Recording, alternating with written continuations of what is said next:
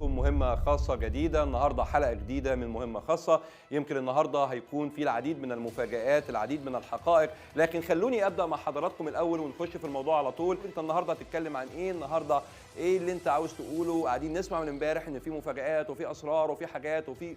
بصوا يا جماعة، النهارده انا هبدا مع حضراتكم في الرد على الكلام اللي احنا تابعناه خلال اليومين ثلاثه اللي فاتوا من المتهمه الاولى في هذه القضيه، قضيه تغريد السيد محمد هادي. الكلام اللي قالته لزميلي وصديقي العزيز الاعلامي هشام ابراهيم، يمكن كلنا شفنا وتابعنا الكلام اللي هي قالته. كان اضطر الاستاذ هشام انه ينزله على اكتر من جزء، لان كتير جدا جدا قالوا له احنا عاوزينه على اجزاء متواليه، ويمكن هو قال الكلام دوت. أنا النهارده إن شاء الله في ملاحظ مهمة جدا جدا سريعا عاوز أرد على هذا الكلام في بعض النقاط السريعة عشان ما أطولش على حضراتكم. يمكن النقاط اللي هعلق عليها النهارده والملاحظ اللي أنا هقولها لحضراتكم النهارده لم يتم تناولها على اليوتيوب. ما بقولش يعني إن إحنا هنجيب الديب من ديله، أو إن إحنا هنقول حاجات خطيرة جدا، أو إحنا عندنا دماغ أحسن من دماغ حضراتكم، أو فكر كلكم على راسي وكلنا زي بعض. لكن أنا كنت حريص من جوايا إن أنا أدقق قوي في الكلام اللي حصل. طيب نخش بقى في الموضوع على طول. يمكن شفنا وتابعنا اللقاء الأول اللي أجراه الأستاذ هشام إبراهيم مع الأطفال. أنا لن أعلق إطلاقا على أداء أو طريقة أو أسلوب أو تناول الأستاذ هشام، لأنه زميل عزيز في مهنة الإعلام، وقبل ما يكون زميل هو أخ وصديق على المستوى الشخصي. فما ينفعش خالص إطلاقا. وهشام إبراهيم له باع طويل جدا في القنوات الفضائية الكبيرة، وهشام إعلامي محترم ومحامي محترم. ما أقدرش أقول غير كده مع احترامي لأي حد هاجم الأستاذ هشام إبراهيم. ندخل على طول في لقاء الأطفال. ما ينفعش يكون فيه أطفال. أنا بتكلم هنا في الماتيريال. أنا دلوقتي بكلم حضراتكم في المادة الفيلمية المعروضة واللي تم تداولها على اليوتيوب. ما ينفعش يكون في أطفال. لما راجل بيتخانق مع مراته يا جماعة في أي بيت في مصر أو بره مصر حتى، وهي تعلي صوتها مثلا، يعني يقول لها وطي صوتك، الولاد نايمين، مش بنسمع ده؟ ولو العكس تقول له من فضلك وطي صوتك، الولاد نايمين، الولاد يسمعوا، الولاد يحسوا، الولاد يشعروا، مش كده ولا إيه؟ ده لو خناقة عادية، لو موضوع أو مشكلة عادية.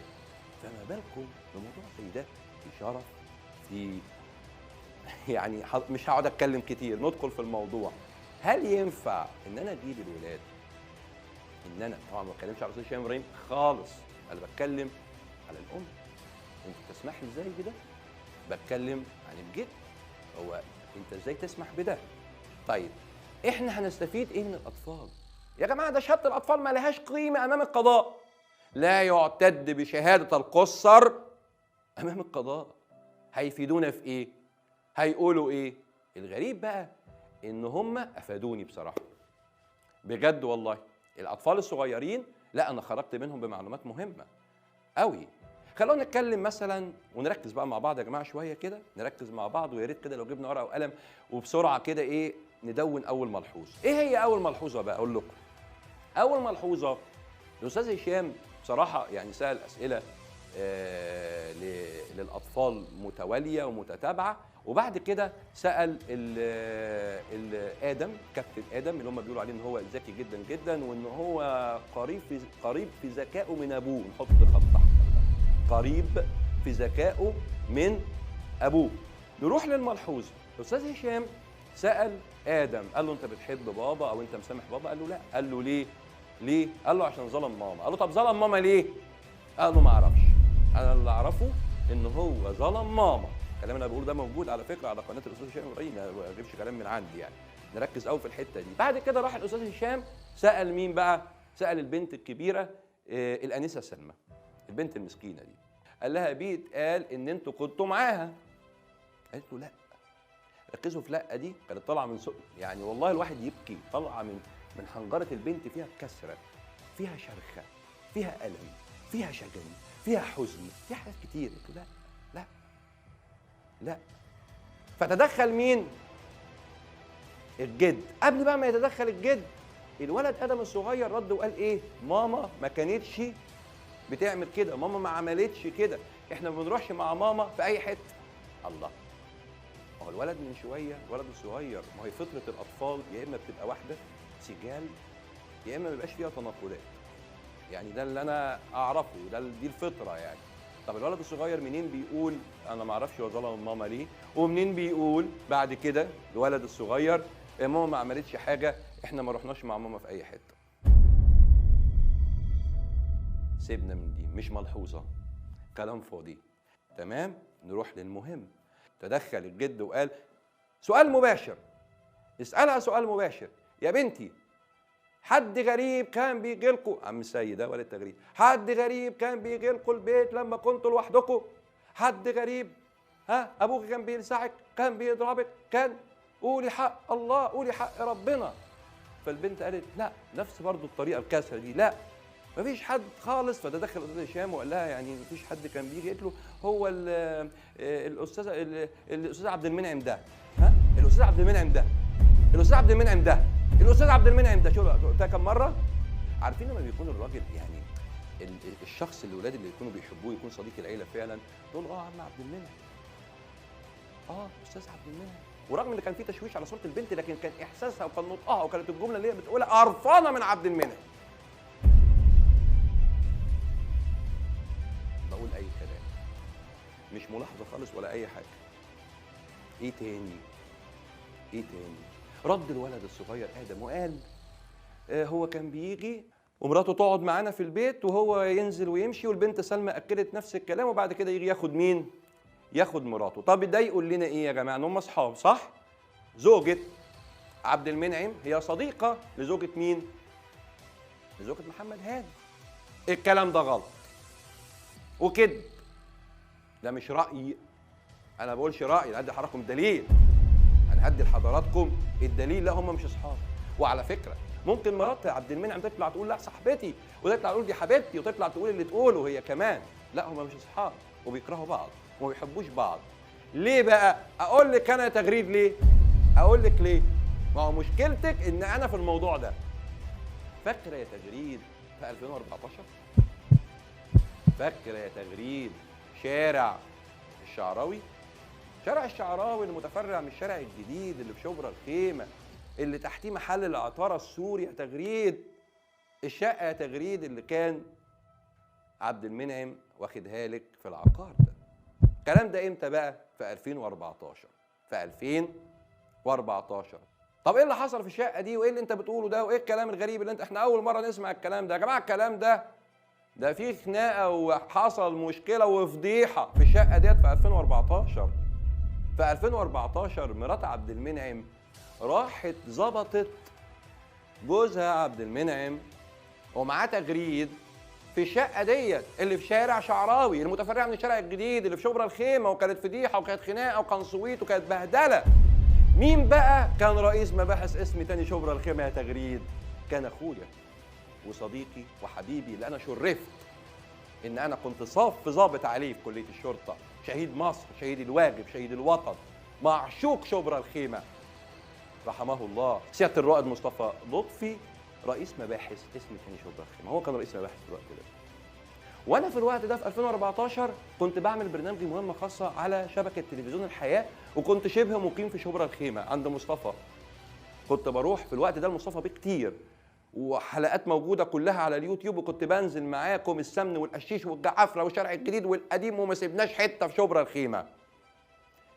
دنيا ضيقه يا تغريد، الدنيا ضيقه، دنيا غريبه عجيبه جدا يا تغريد. تخيلي بقى، تخيلي ان القصه بتاعتك دي بتاعت 2014 انا عارفها كويس جدا جدا، هتقولي كده ما حصلش. لكن اقدر اقول حاجه مهمه قوي من اللي انا بقوله ده كله. هوصلكم يا جماعه النتيجه، بس خليكم معايا بس. هقدر اقول حاجه مهمه قوي، ان طبعا انتوا ممكن تسالوا وتقولوا طب ومرات عبد المنعم ازاي استمرت معايا يا جماعه بعد كده؟ لازم تستمر. عبد المنعم معاه فلوس وعيله وبتاع، وهي ملهاش حد، وهتروح فين وتيجي منين؟ هم اقنعوها من المنطلق دوت، فلازم تعيش. فست اتضربت من عبد المنعم مراته، تمام؟ والله زي ما بقول لحضراتكم كده، وكانت فضيحه في المنطقه دي. ولو اي حد عاوز يروح كده ويسال ويتطقص ويشوف الناس القديمه كده من 2014 يعرف ان انا بقوله ده كويس جدا، تمام؟ المعاونين، معاونين المباحث اللي كانوا شغالين ساعتها مع سياده الرائد مصطفى لطفي، وما اقدرش اذكر اسماء حد لانهم ضباط شرطه في الخدمه الان، فما ينفعش ان انا اذكر اسمائهم وليس لهم علاقه بهذا الموضوع الركيك. وكتير كانوا عارفين القصه ديت. طيب ايه اللي حصل برضو؟ اللي حصل ان الموضوع يعني اتلم، ومرات عبد المنعم لمت الموضوع، لكن مغلوله من تغريد. يعني خدت جوز ورحت ظبطت وشفت القصه قصاد عيني وشفت كل ده واتضربت منه واتهنت وقلبي اتحرق واسكت. عملت لها محضر سرقه. عملت لها محضر ايه؟ سرقه. هنا بقى الكلام. عملت لها محضر سرقه. مين اللي عمل المحضر؟ سياده الرائد مصطفى لطفي شهيد مصر ربنا يرحمه. عمل لها المحضر واثبت في المحضر رد بقى التغريد. موجود يا تغريد؟ ها الرد موجود بس عشان تبقى فاهم، يعني اقوالك في المحضر موجوده لغايه دلوقتي. تحب ابعت لك المحضر ابعته لك، مفيش اي مشكله خالص. بتقول ايه بقى تغريد في المحضر؟ بتقول انا ما سرقتش حد، انا ما سرقتش حد، دي هي كانت بتغير على جوزها مني. تاني، انا ما سرقتش حد. الكلام اللي بقوله ده يا جماعه الكلام ده في اوراق رسميه في محضر شرطه. انا ما سرقتش حد، دي كانت بتغير على جوزها مني. الكلام ده فين بقى؟ في 2014. من بعدها لا دي بتقبل دي ولا دي بتقبل دي متربصه لدي ودي متربصه لدي. فنيجي بقى في حوار الاطفال، ما دي استنتاجات وملاحظات اللقاء بتاع الاطفال. نركز بعد اذن حضراتكم، انا ما بهرجش، نركز. انا بصراحه بشكر الاستاذ هشام ابراهيم. لقاء الاطفال لقاء مهم جدا جدا، مع ان انا في البدايه قلت انا ضد ان انا اجيب الاطفال اطلاقا، ومش هقعد بقى اكد اقول حق الاطفال حق الاطفال حق الاطفال، عشان الفتره الاخيره بقى في سلعه كده وفي ماده اعلانيه كده، احنا عاوزين حق الاطفال حق الاطفال حق الاطفال. بعض الساده المحاميين وبعض الناس هم لقوا ان الموضوع اما بنتك قوي على حق الاطفال فبنخسر تعاطف الناس، والناس تقول الله المحامي اللي قلبه جميل ده، ايه المحامي رفيع الاخلاق، ايه المحامي شديد الحساسيه اللي فمش عاوزين النغمه دي كتير. خلينا نتكلم في صلب الموضوع، خلينا نتكلم في حيثيات الموضوع نفسه. فدي استنتاجات ملاحظاتي انا في لقاء الاطفال. تغريد من 2014 يا تغريد. نخش في اللقاء الثاني اللي بدأ بالجملة الشهيرة: انت فين يا تغريد؟ انت فين يا تغريد؟ رحت فين يا تغريد؟ جيت منين يا تغريد؟ انت فين؟ وراح كمل الاستاذ عماد عبد الحليم وقال يا تغريد. ده اللقاء الثاني. ده اللقاء الثاني اللي بدأ بهذا السؤال المحوري، وكان مهم نعرف تغريد كانت فين. طبعا مهم جدا نعرف تغريد كانت فين. فانتظرنا تغريد ترد، ولكن حصل نوع من الإطراء والثناء والمدح والكلام الكبير ده في مين بقى؟ في الأخ اليمني اللي قاعد في الجمهورية العربية اليمنية، جمهورية اليمن الشقيق طبعا، أشقائنا وحبايبنا الطيبين القلب اليمنيين اللي احنا بنعشقهم من زمان قوي، من أيام سيادة الرئيس علي عبد الله صالح رحمه الله.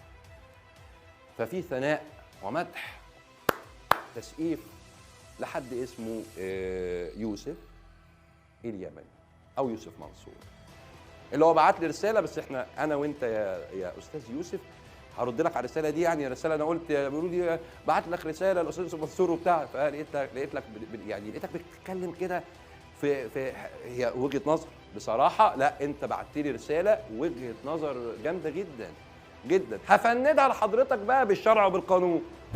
هفندها لحضرتك بالشرع وبالقانون وهرد عليك، بس مش موضوعنا دلوقتي. الناس عاوزه تعرف اللي احنا فيه دلوقتي، وعاوزه تعرف المفاجآت، وعاوزه تعرف حاجات كتير، فنطرحها جانبا يا استاذ يوسف، وانتظر مني ان شاء الله باذن الله خلال 48 ساعه الجايين رد على رساله حضرتك. يعني اهلا بيك يا استاذ يوسف، انت جيت معايا، اهلا بيك، انت منورني، انا بعشق هذه المبارزات.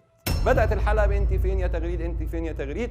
اللقاء الثاني، الحلقه الثانيه من لقاء الاعلامي هشام ابراهيم، الاستاذ هشام ابراهيم، انت فين يا تغريد. وبعد كده الثناء والمدح والتسقيف والتهليل ليوسف اليمني. انا قاعد ابص على تغريد الفيديو ده، تغريد يعني حسستني انها قاعده في سينما كوزموس، يعني بتشاهد فيلم من افلام الزمن الجميل. فاكرين انتوا سينما كوزموس وبيجال وليد والحاجات دي اللي في شارع اللي في دايره اسم الازبكيه. اه والله يعني حتى هي بشكلها كده والوديع الجميل الهادي الرهيب اللي كله براءه وبشاشه واستكانه وها الكلام دوت ها. فانا كنت حاسس ان هي بتتفرج على فيلم من افلام الزمن الجميل. ما بتتكلمش ايه يا تغريد؟ انت خرصه يا تغريد، ايه اللي حصل؟ ما بتتكلميش ليه؟ طيب ما بتخشيش ليه في الموضوع؟ طب ليه ما دخلتيش؟ طيب يعني هللتي وكبرتي وفخمتي وظبطتي يوسف يعني اليمني. طيب في ايه؟ هتتكلمي امتى؟ هنعرف ايه امتى الاجابه على السؤال انت فين يا تغريد؟ هنعرفه امتى؟ امتى؟ لغايه ما في اخر الفيديو خالص. الحمد لله رب العالمين، الحمد لله، نسجد لله شاكرين حامدين مهللين مكبرين. تغريد ردت يا جماعه، ردت وقالت هي كانت فين وكانت بتعمل ايه. كانت بتعمل ايه بقى؟ كوميديا سودا. كانت بتمسح سجاجيد، تخيلوا حضراتكم، كانت بتتعب، كانت بتشقى، كانت بتمسح السلالم. تخيلوا يا جماعه الصدفه الرهيبه العجيبه بقى، تغريد كان عندها كورونا زي عبد المنعم. سبحان الله، لا اله الا الله. ده مش كده وبس، واولادها كمان اتعدوا وكانوا عيانين لمده قد ايه؟ لمده 7 ايام. نحط خط احمر هنا ونقف. ليه؟ اقول لحضرتك، لو لمده 7 ايام، طب باقي السنه و3 شهور اللي انت كنت هربانه فيهم كنت بتعملي ايه؟ كنت فين؟ مين كان بيصرف عليكي؟ ايه حكايتك؟ ما نعرفش. طب لو كانت تقصد، هي ما حددتش يعني، هي قالت ايه؟ قالت 7 ايام وما قالتش بقى هل هو طول السنه و3 شهور بتمسح وتغسل وتعمل، ولا هم 7 ايام بس، ولا ايه الحكايه بالظبط؟ ما اعرفش.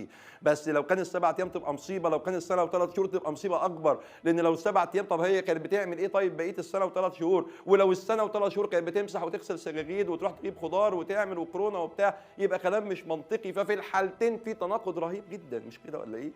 بصوا يا جماعه بجد يعني انا في كلام كتير جدا جدا مهم في اللقاء الحصري، وهو لقاء حصري فعلا عشان ما انا بهرجش. لقاء الاعلامي هشام ابراهيم بلغه الاعلام هو لقاء حصري مع تغريد، لانها رفضت الحديث مع اي حد الا الاستاذ هشام، وده سبق للاستاذ هشام. هشام تعب في الموضوع ده، وما دخلت في الموضوع ده وعرفت ان صديقي وحبيبي واخويا صديقي العزيز المستشار محمد خيري وهو محامي الشاكي، محامي المجني عليه، انا دخلت في الموضوع بقى من قلبي. مهم ان انا زي ما قلت لحضراتكم يعني الملاحظ دي مهمه جدا جدا جدا. في اللقاء بتاع الاطفال كان في ملاحظ مهمه قلتها لحضراتكم، وفي اللقاء الثاني اللي مع تغريد لوحدها وكان موجود فيه الاستاذ عماد عبد الحليم المحامي بتاعها كان في ملاحظ مهمه.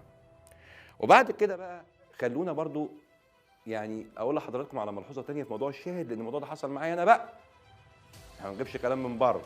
تمام؟ موضوع الشاهد الحاج محمد راتب، استاذ هشام سالها وقال لها ممكن يكون في لبس، لاني وطبعا كان يعني وجهه نظره سليم، ممكن يكون في لبس، وقال لها يعني الصوره غير لما اشوف واحد قصادي يعني بشحم ودم والكلام ده، فممكن يبقى في لبس عند الراجل يعني. تمام؟ فهي ردت وقالت ده اخويا محمد، اخويا محمد الطويل العريض اللي كان بيروح يجيب لي اللحمه والخضار ويجيب لي الكلام دوت كتير يعني. اخويا محمد هو اللي كان بيروح، حتى قابل صاحب البيت قبل كده في الاسانسير، وحتى طب هو محمد اخوكي فبيروح له كل يوم يجيب لك لحمه؟ طب ومحمود بقى بتاع العصافير ها؟ كان عنده لبس برضه والشبكيه عنده كانت ضايعه وما كانش شايف يعني. طب القاضي ها؟ القاضي اللي في المحكمه، طب النيابه العامه اللي نزلت اصلا القضيه جالسه عشان خاطر الشاهد ده. ما هو انا ده لو معاه النيابه يا جماعه وقاعد وجاله تقرير معمل خاص زي المختبر في بدايه القصه خالص يعني ها، ودعوه زنا مش هيحركها يحفظها. لكن في شاهد، طالما في شاهد زي الراجل ده وراجل كبير ووقور وعنده 65 سنه وملوش مصلحه في حاجه وبتاع، فارتقت النيابه قالت لا ده الموضوع بقى فيه قصه، فنزلتها جلسه. كان في لبس عند وكيل النيابه؟ كان في لبس عند المحكمه؟ كان في لبس عند الواد محمود بتاع العصافير؟ كان في لبس عند الحاج محمد راتب نفسه؟ كان في لبس عند احمد ابن الحاج محمد راتب نفسه صاحب البيت؟ انا هنا اتحدث عن ماتيريال، انا بحلل ماتيريال ماده فيلميه تم عرضها لحضراتكم، لا اهاجم لا انقد لا اجرح في زميل عزيز هو الاستاذ هشام ابراهيم اطلاقا، لانه في القلب وبحبه وبجد، لانه يستحق ده. محدش يعرف هشام، انا اعرفه كويس، لكن انا بحلل ماتيريال، ماده فيلميه مهمه، موضوع كبير قضيه كبيره جدا جدا اتعرضت، وبطله القضيه ديت اللي حسستنا ان هي يعني بطله ابطال العالم، نجمه نجمات الوطن العربي كله، تمام. كان اول لقاء ليها هو اللقاء دوت، فكان لازم ان يتحلل صح. اشكر جدا جدا كل اليوتيوبرز، اشكر جدا جدا كل ولاد الناس، ومعظمهم ولاد الناس بجد، مش عاوز اقول اسم حد عشان ما حدش تاني يزعل. كل القنوات اللي عالجت الموضوع ده بصراحه 10 على 10 على 10، ارفع عليهم القبعه. استنتاجات صحيحه، تحليلات صحيحه، دقه حتى في المشاهد. يعني المشاهد بدققين في الرياكشن يا جماعه، الرياكشن يا جماعه مدققين فيه، وجايبين سهم هنا وعاملين ايه هنا. منتهى الذكاء، ليهم مستقبل واعد. اي حد فيهم يخش مجال الميديا والتلفزيونات والفضائيات هيلمع جدا. قمه الموهبه بصراحه، حييهم كلهم. كل القنوات انا بحييهم، كل المنتديات على اليوتيوب انا بحييها. ما اعرفش معظمهم، لكن بجد ممتازين جدا جدا. انا مش متحيز، خدوا بالكم، لان انا برضو سمعت كلام ايه، المذيع لازم يكون يعني يتبنى وجهة نظر وسطى. صح، تمام. الكلام ده قديم قوي، يعني الكلام ده كان قديم قوي قوي قوي، يعني كان بيدرس في كليات الاعلام من 30 سنه. بس مش معنى كده ان انا يبقى ليا وجهة نظر، انا ما بقولش كده ان انا ببرر لنفسي ان انا اهاجم حد واحطه في لا لا يا جماعه. اما يكون عندي حكم، الحكم ده بلغه القانون اسمه الحكم عنوان الحقيقه. طب اجي مع الحق بقى اللي هو عنوان الحقيقه، ولا اجي مع اللي لسه ما نعرفش ان كان حقيقه ولا باطل؟ انا ما قلتش اجي مع الباطل، بس اميل لمين منطقيا؟